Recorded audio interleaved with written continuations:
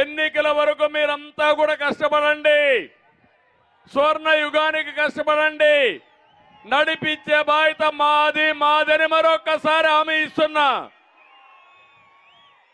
ఎన్నికల్లో మీరు బటన్ నొక్కితే జగన్మోహన్ రెడ్డి మైండ్ బ్లాక్ అయిపోవాలి. దానికి సిద్ధమా అని మిమ్మల్ని అడుగుతున్నా. ఈ మధ్య జగన్మోహన్ రెడ్డి గారు వాలంటీర్లు పెట్టుకున్నాడు, వాళ్ళందరినీ మీటింగ్లు పెట్టాడు.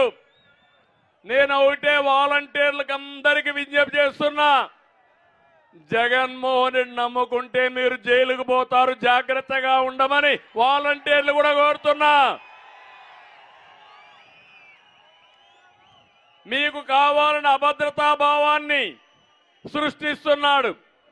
రేపు తెలుగుదేశం పార్టీ వస్తే ఉద్యోగాలు తీసేస్తామని తప్పుడు ప్రచారం చేస్తున్నాడు. నేను వాలంటీర్లు ప్రజలకు సేవ చేస్తే నేను వ్యతిరేకం కాదు, కానీ వాలంటీర్లు వైఎస్ఆర్ కాంగ్రెస్ పార్టీకి సేవ చేస్తే కబద్దార్ వదిలిపెట్టమని మరొక్కసారి విజ్ఞప్తి చేస్తున్నా. మీరు ప్రజలకు సేవ చేయండి, అందుబాటులో ఉండండి, రాజకీయాలు వద్దు.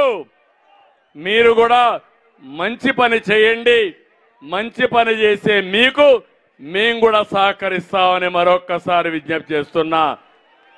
ఇంకో పక్క జగన్మోహన్ రెడ్డి వైఎస్ వాలంటీర్ని నిద్రలేసి తప్పుడు సమాచారం చెప్పే పరిస్థితి వస్తా ఉంది. మీరందరూ ఉన్నారు, ఎక్కడికక్కడ సమర్థవంతంగా ఈయన వల్ల రాష్ట్రం ఎట్ట నష్టపోయిందో ఇంటింటికి చెప్పే బాధ్యత మీరు తీసుకోవాలని మీరే నాకు స్టార్ క్యాంపెయినర్స్ అని మరొకసారి విజ్ఞప్తి చేస్తున్నా. కొత్త డ్రామా ఒకటి మొదలుపెట్టాడు, అది జగన్ మార్క్ అంట. ఒక్కసారి Jagan mark, CBN mark, Telugu Desam mark ఏంటో ఒక్కసారి మీరు గుర్తుపెట్టుకోవాలి. మన హయాంలో కరెంట్ ఎంత తమ్ముళ్ళు? ఇంటింటికి 200 అవునా కాదా? ఇప్పుడెంత? 1000 రూపాయలు అవునా కదా తల్లి? 200 రూపాయలు మన మార్కు, దాన్ని 1000 రూపాయలు పెంచింది జగన్మోహన్ రెడ్డి మార్కు. ఇది మీకు న్యాయమా అని మిమ్మల్ని అడుగుతున్నా. తెలుగుదేశం పార్టీ హయాంలో ఎక్కడైనా కరెంటు కొరత ఉందా? 5 ఏళ్లు రేట్లు పెంచామా?